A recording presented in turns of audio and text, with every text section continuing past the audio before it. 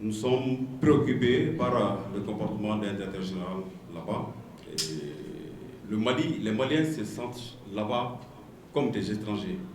À Manantali et Félou, c'est le Mali. Les ouvrages sont sur le territoire malien.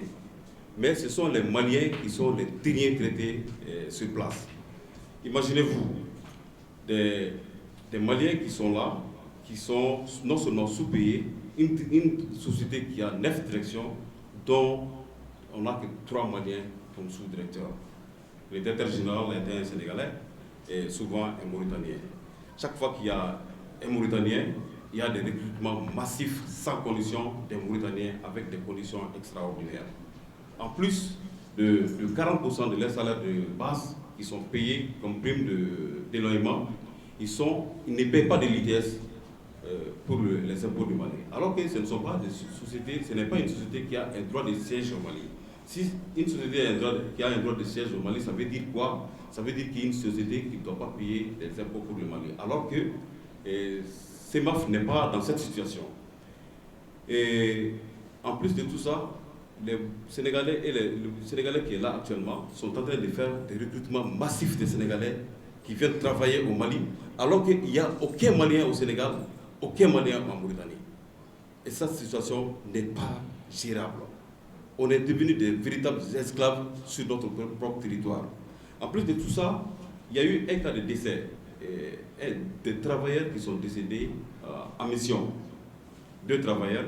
On a demandé au directeur général de louer 2 ambulances pour transporter les corps de nos compatriotes pour les faire inhumer à Bamako ici.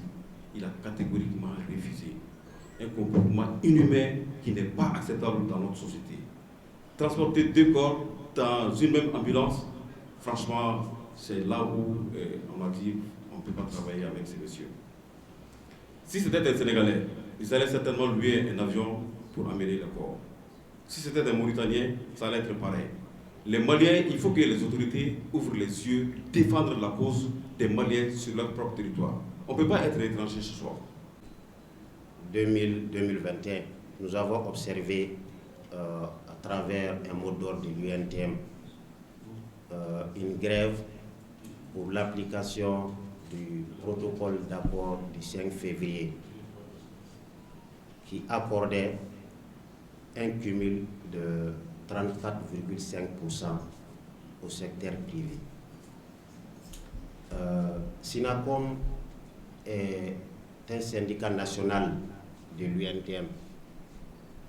Et autour de cette table, je ne pense pas qu'il y ait une section qui n'ait pas obtenu la moitié des 34,5%.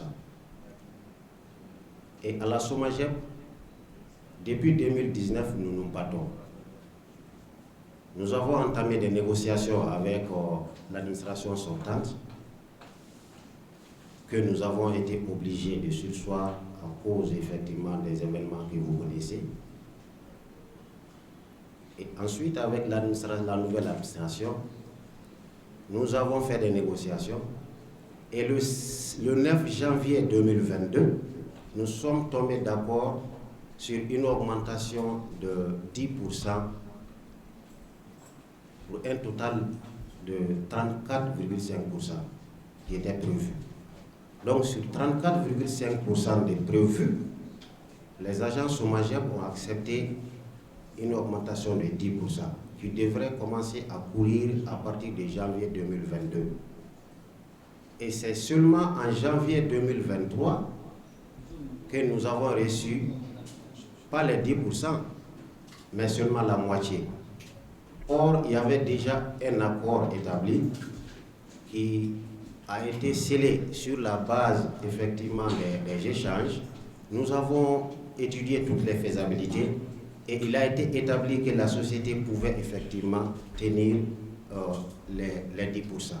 Et en plus des 10%, qu'une autre négociation allait être ouverte pour un plus de 5%. Donc, au fait, l'accord portait sur un total de 15%. Mais depuis cette date jusqu'à janvier 2023, les agents SOMAGEP attendent et n'ont bénéficié que de 5%. Donc nous attendons de l'administration eh bien, qu'elles tiennent compte des difficultés des agents qui animent la société, des pères de famille qui quittent leur foyer tous les jours, qui se battent tous les jours, qui font en sorte que la desserte en eau soit une réalité. Et nous savons tous qu'aujourd'hui, la SOMAGEP fait partie des sociétés qui ont vraiment donné et qui ont vraiment donné satisfaction à la population malienne. Nous savons que le travail n'est pas facile, il reste encore beaucoup à faire, mais les agents SOMAGEP se battent bien et ils méritent vraiment d'obtenir ce qui leur revient. Quelqu'un l'a dit, on est arrivé à un niveau, avant de déclencher une grève générale au niveau du syndicat national, c'est important d'informer l'opinion nationale et internationale sur les entraves liées au processus de mise en œuvre des revendications du SYNACOM. Ce ne sont pas de nouvelles revendications. À certains niveaux, ce sont même des protocoles d'accord qui ont été signés avec l'État, dont l'application traîne. Donc, ça veut dire que, quelque part, quelqu'un ne respecte pas vraiment des engagements pris lors des négociations. Donc, ils ont parlé du ministre des Mines. Effectivement, il y a des difficultés majeures dans le cadre du processus de négociation. Des camarades qui ont été licenciés il y a 2 ans, simplement parce qu'ils ont défendu vraiment des travailleurs. Ils sont partis en grève, c'est pourquoi ils ont été licenciés. Simplement pour motif économique. Et c'est des travailleurs protégés. C'est des travailleurs protégés. S'il y a les instruments juridiques nationaux et internationaux, un travailleur protégé, quand il y a des licenciements pour motif économique, les travailleurs protégés doivent sortir les derrière. Mais c'est 12 syndicalistes, la clé même du syndicalisme au niveau du mine de Siama, c'est qu'ils ont été licenciés, avec d'autres personnes bien sûr. Mais le principe était bien calculé, il fallait vraiment les sortir. Et ça fait pratiquement depuis les 2 ans qu'ils sont en chômage. Donc on a décrié. L'UNTM, dans son protocole d'accord, a demandé de les intégrer. Une commission ad hoc a été mise en place, mais jusqu'à présent ça traîne. Et le ministre avait pris l'engagement de trouver vraiment une solution sociale. Et aujourd'hui, vraiment, ça traîne. Il n'y a que cela, nous devrions vraiment aller en grève. Mais au niveau de tout le secteur, il y a des difficultés majeures. Moi, j'en parlerai un peu du cas de la construction civile, où nous avons des difficultés majeures au niveau de tous les comités syndicaux. Nous avons de sérieuses difficultés. Au niveau de l'AGEROUTE, il y a des revendications qui sont là, qui ne sont pas vraiment satisfaites. Au niveau de la Direction nationale des routes, on a des revendications qui ne sont pas satisfaites. Au niveau de l'agence de cession immobilière ACI, on a des difficultés qui sont là, qui ne sont pas satisfaites. Au niveau de l'agence pour la gestion des zones industrielles, ASI-SA, on a des difficultés. Effectivement, ASI-SA, où on avait licencié un certain nombre de personnels, pour motif économique aussi. On est arrivé non seulement à payer les arrêts de salaire, mais aussi les primes liées à ce départ.